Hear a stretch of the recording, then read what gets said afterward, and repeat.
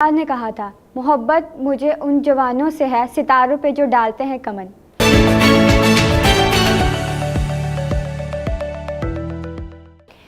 Welcome to ज़माना शनास। मैं हूं आपकी मेज़बान ज़ुहा इमरान। नाजरीन, नौजवान किसी भी मुल्क की खुशहाली तरक्की की बका की ज़मानत होते हैं। पाकिस्तान के नौजवान भी दुनिया भर में अपनी काबिलियत की वजह से पाकिस्तान की पहचान है। आज भी हमारे साथ एक ऐसे ही नौजवान मौजूद हैं जिनका ताल्लुक़ प्राइवेट रियल एस्टेट कंपनी से है। आइए उनसे बात करते हैं। अस्सलाम वालेकुम। वालेकुम अस्सलाम। कैसे हैं आप? जी अल्हम्दुलिल्लाह। अच्छा, आप हमें बताएं, आपने सिविल इंजीनियरिंग के बैकग्राउंड से होके कैसे ये बिज़नेस स्टार्ट किया, कंस्ट्रक्शन का और रियल एस्टेट का? जी बेसिकली मैंने फास्ट यूनिवर्सिटी से सिविल इंजीनियरिंग की और अपनी ही डिग्री के दौरान ही आई रियलाइज्ड फॉर अ फैक्ट के पाकिस्तान के अंदर जो सिविल इंजीनियर्स हैं या इलेक्ट्रिकल इंजीनियर्स हैं या मैकेनिकल इंजीनियर्स हैं, अगर ये अपनी ही नीश के अंदर काम करना चाहते हैं तो opportunities are not that good. तो उसको देखते हुए I turned towards the business category. और फिर वो एक हदीस का मफहूम भी है कि 90 हिस्से जो हैं रिस्क के वो तजारत में हैं और 10 हिस्से जो हैं वो जॉब की तरफ हैं। और फिर अगर मैं ये सवाल आपसे भी करूं कि 5000 का नोट एक तरफ है और 500 का एक तरफ है और आप दोनों में से अपनी मर्ज़ी से कोई भी चूज़ कर सकती हैं, तो डेफ़िनेटली आप भी 5000 की तरफ ही जाएंगी। तो बस इस तरह मैं भी अपने बिज़नेस की तरफ आ गया। अच्छा, आपको इस फील्ड में आने का आइडिया कहाँ से आया है? यानी बेसिकली कोई बचपन में शौक़ था या कोई इंस्पायरेशन? नहीं जी, बचपन में तो ऐसा कोई शौक़ नहीं था। बचपन में बचपनों वाले शौक़ थे, मगर बचपन के साथ साथ जिस तरह हम आगे चलते गए, बढ़ते गए अपनी ज़िंदगी के अंदर, तो सिविल इंजीनियरिंग की तरफ जब मैं लैंड हुआ तो उसके बाद I started developing this habit of visiting different sites. मैं डिफरेंट साइट्स पे जाना शुरू हुआ और फिर वहाँ से आहिस्ता आहिस्ता एक मैं ये तो नहीं कहूँगा कि बहुत ज़्यादा शौक़ डेवलप हो गया, बट हाँ, इंटरेस्ट सबसे पहले डेवलप होना वहाँ से शुरू हुआ। अच्छा, अपने बिज़नेस के क्या फ़ायदे, जैसे आप अपना बिज़नेस रन कर रहे हैं तो इसके क्या फ़ायदे और इसके क्या क्या नुकसान भी जो हैं वो भी बताएं। अच्छा, हाँ, अपने बिज़नेस के काफ़ी सारे फ़ायदे हैं, अपने बिज़नेस के काफ़ी सारे नुकसान भी हैं। फ़ायदे अगर आप देखे जाएँ तो ऐसे है कि आपको किसी को आंसर नहीं करना पड़ता, ये एक मिथ है। आपको बहुत सारे लोगों को आंसर करना पड़ता है। आपका हर क्लाइंट आपका बॉस होता है, आपका हर वेंडर भी आपका बॉस होता है जब आप एक बिगनिंग लेवल के स्टेज के ऊपर होते हैं। हाँ, जब आप वहाँ से गुजर जाते हैं, आप वो हसल क्रॉस कर जाते हैं, आप वो स्टेज क्रॉस कर जाते हैं बिज़नेस की, जहाँ पे आप एक बिगनर बिजनेसमैन होते हैं या एक छोटे बिजनेसमैन होते हैं और आपका नेटवर्क नहीं बना होता अपने बिज़नेस का, तो वो जो है वहाँ से गुजरने के बाद बहुत ज़्यादा मज़े हैं। आपके वर्किंग आवर्स कम हैं, आप फैमिली को ज़्यादा टाइम दे सकते हैं, आप फाइनेंशियली इंडिपेंडेंसी की तरफ जा सकते हैं। आपको आपका जो नेटवर्क है वो इतना स्ट्रॉन्ग है कि अगर आप सोशली भी कोई इम्पैक्ट क्रिएट करना चाहते हैं, कोई अच्छा काम करना चाहते हैं, तो आपको एक नॉर्मल स्टूडेंट के या एक नॉर्मल जॉब होल्डर के कंपैरिजन में ज़्यादा आसानी से आप वो टारगेट अचीव कर सकते हैं।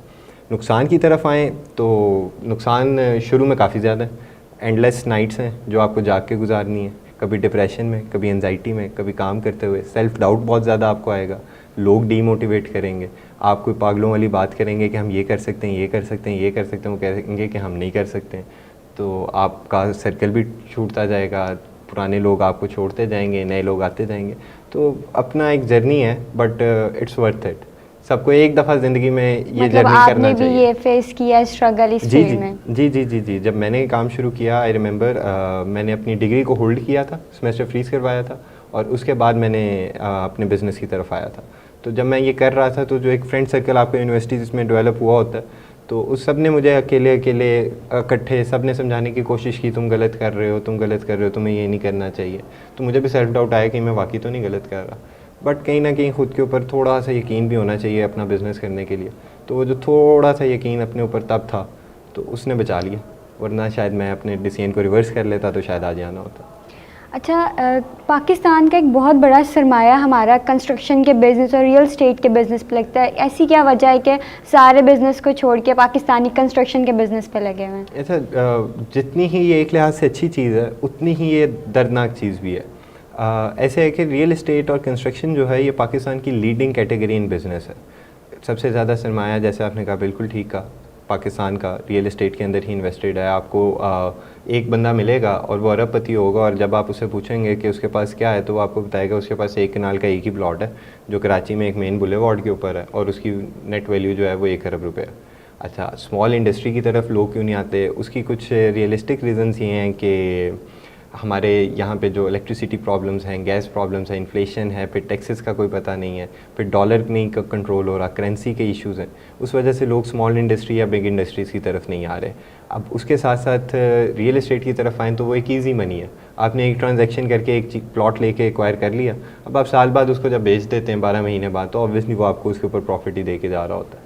तो लोग ईजी मनी की तरफ हैं, कुछ बेहतर, कुछ बिगर अचीव नहीं करना चाह रहे। शायद थोड़ी सी विजन की कमी भी है हमारे बिजनेसमैन्स में कि हम कुछ बड़ा अचीव नहीं करना चाहते एज ए नेशन। लेकिन ये तो रियल स्टेट का हो गया ना, तो जैसे इन्फ्लेशन का आपने बात किया, तो ये कंस्ट्रक्शन के बिजनेस पे इफेक्ट नहीं करती? ये कंस्ट्रक्शन के बिजनेस पे जी बिल्कुल इफेक्ट करती है, मगर 90% ऑफ द टाइम्स जिन कॉन्ट्रैक्टर्स को इसके ऊपर इम्पैक्ट आता है उनका बहुत आसानी से वो इस तरह से निकल जाते हैं कि आप देखती होंगी कि एक अपार्टमेंट बन रहा है और वो लेट्स से जनवरी 2023 में स्टार्ट हुआ था और वो 30,000 पर स्क्वायर फुट के ऊपर सेलिंग कर रहा था अपने अपार्टमेंट्स की।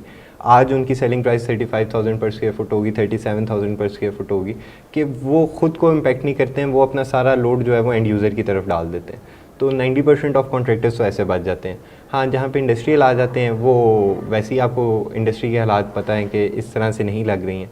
रेजिडेंशियल में कॉन्ट्रैक्टर्स को इफेक्ट आता है, मगर अब वो भी कॉन्ट्रैक्टर्स बड़े सियाने हो गए, वो अपने कॉन्ट्रैक्ट के अंदर क्लॉज डाल देते हैं प्राइस हाइक की, कि इससे ज़्यादा प्राइस हाइक हुई तो हम कॉन्ट्रैक्ट को रीअरेंज करेंगे, प्राइसेस को रीनिगोशिएट करेंगे। तो मतलब अगर कुछ जो नए नौजवान हैं, जैसे अगर वो बिज़नेस का सोच रहे हैं, तो कंस्ट्रक्शन और रियल एस्टेट का बिज़नेस बहुत बेहतर है स्टार्ट करने के लिए। जी, मैं ज़रूर सजेस्ट करूँगा। और एक मिथ है कि ये इन्वेस्टमेंट के बगैर ये बिज़नेस नहीं हो सकता। तो मैं अपने आसपास जो जूनियर सिविल इंजीनियर्स हैं, जो आर्किटेक्ट्स हैं, या जो भी इस फील्ड से रेलिवेंट लोग हैं, मैं उन सबको ये गाइड कर रहा होता हूँ कि बगैर इन्वेस्टमेंट के भी आप एक कॉन्ट्रैक्टर बन सकते हैं, बगैर इन्वेस्टमेंट के भी आप एक रियल एस्टेट एजेंट बन सकते हैं। तो ज़रूर इस तरफ आना चाहिए, मगर आई डेफिनेटली सजेस्ट कि इसके साथ जब आपका ये बिज़नेस सेटअप हो जाए, आपका इनकम जनरेट होनी स्टार्ट हो जाए, तो कुछ ना कुछ इंडस्ट्री की तरफ भी आपको पे बैक करना चाहिए।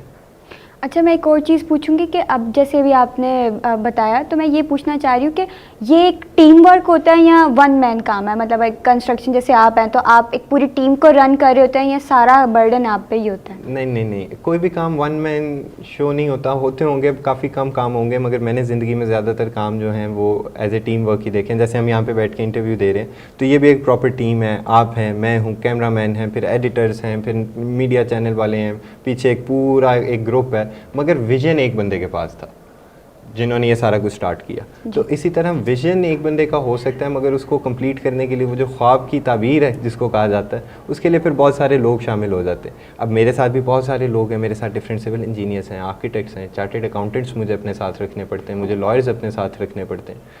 तो डेफिनेटली फिर लेबर की तरफ आप आते हैं तो एक जमे गफ़ीर है, फिर प्रोक्योरमेंट की तरफ आते हैं तो एक जमे गफ़ीर है, क्योंकि आपने सबसे छोटा काम कंस्ट्रक्शन के अंदर एक 5 मरले का घर होगा, तो 5 मरले का घर भी अगर कंप्लीट करना है तो उसमें भी मेरे 100+ वेंडर्स होते हैं, क्योंकि डिफरेंट मटेरियल्स की परचेजिंग करनी है। तो टीम वर्क के साथ ही इन सब लोगों को मैं टेक केयर कर सकता हूँ, अदरवाइज इट्स नॉट पॉसिबल। सही। तो ये टीम वर्क में ये सब इतनी बड़ी टीम को मैनेज करना आसान है या फिर बहुत ज़्यादा प्रॉब्लम्स भी फेस करनी पड़ती होंगी आपको?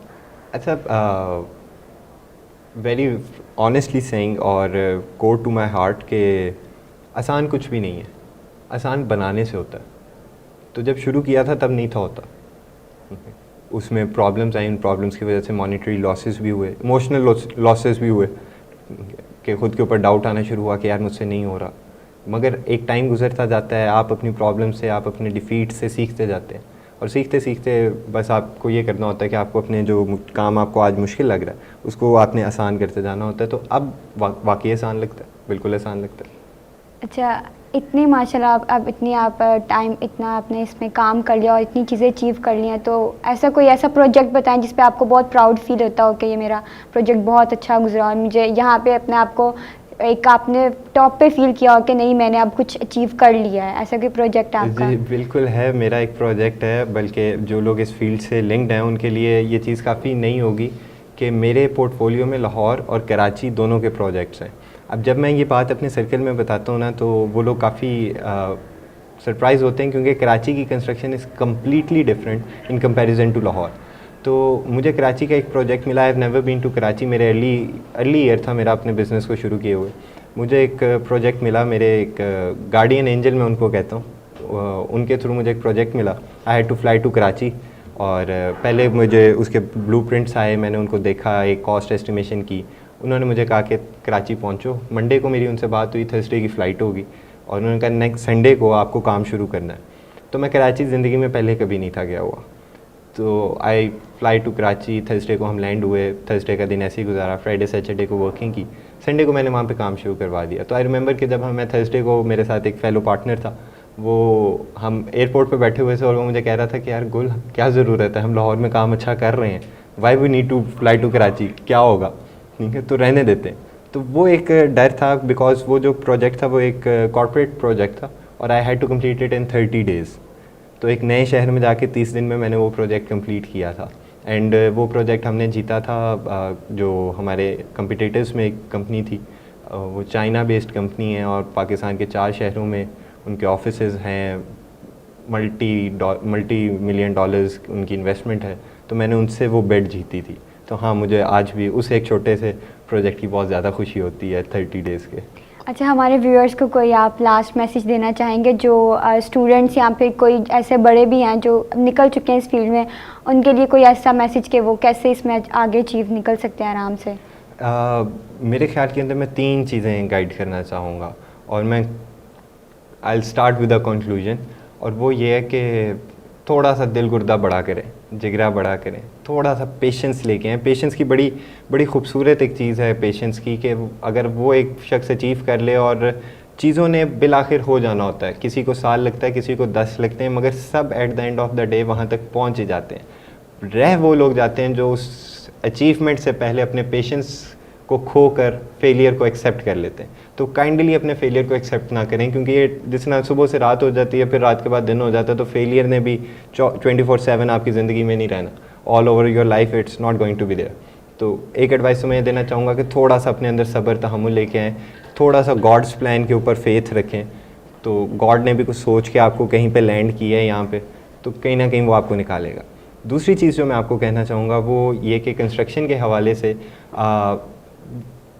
थोड़ा सा फेथफुल और राइटफुली काम करें। अगर आप ये करेंगे तो इस इकॉनमी के अंदर भी, जहाँ पे आप अगर टीवी चैनल लगा लें, तो आई अश्योर यू कि आप डिप्रेशन में चले जाएंगे कि इकॉनमी बैठ गई है, ये हो रहा है, वो हो रहा है। बहुत अपॉर्चुनिटी है कंस्ट्रक्शन में आज भी, तो उसको अगर आप ग्रैस्प करना चाहते हैं तो फेथफुल, राइटफुल और कंसिस्टेंट कॉन्ट्रैक्टर्स की कमी है मार्केट में। ये 3 चीज़ें आप अपने अंदर ले आएँ, आपके पास काम होगा। बहुत शुक्रिया आपका, आपने हमें बहुत सी नॉलेज से आगाह किया जो कंस्ट्रक्शन के बिज़नेस के बारे में थी। बहुत शुक्रिया नाज़रीन, हमारा प्रोग्राम ज़माना शनास देखने के लिए। हमारे मेहमान से मुतालिक अगर कोई भी सवाल हो तो आप कमेंट सेक्शन में हमसे पूछ सकते हैं। हमारा चैनल सब्सक्राइब कीजिए और देखते रहिए ज़माना शनास। अल्लाह हाफ़िज़, खुश रहिए, आबाद।